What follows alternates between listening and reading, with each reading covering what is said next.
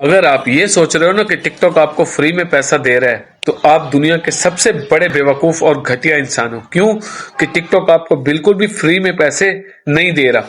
TikTok जो आपको पैसे दे रहा है वो ऐड की कमाई से ले रहा है। जो आपकी वीडियो के ऊपर ऐड चलेंगे, जब आपकी वीडियो वायरल होगी तभी आपको पैसे मिलेंगे। वो आपको उसकी पेमेंट करेगा, उसमें से 10% 20% टिकटॉक रखेगा, बाकी वो आपको देगा। वो इसी शर्त पर होगी कि जब तक आपकी वीडियो वायरल नहीं होती तब तक आपको पैसे नहीं मिलेंगे।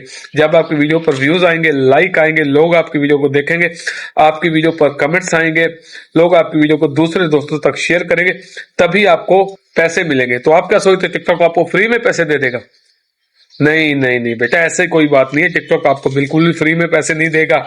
टिकटॉक आपको तब पैसे देगा जब आपकी वीडियो वायरल होगी, आप मेहनत करोगे, कोशिश करोगे और दूसरे लोगों को टिकटॉक पर लेकर आओगे, तब आपको टिकटॉक पैसे देगा। इसलिए टिकटॉक आपको फ्री में पैसे नहीं दे रहा है। मत सोच रहे फ्री में दे रहा है। टिकटॉक आपको आपके काम करने के पैसे दे रहा है। आप काम करो और डॉलर कमाओ।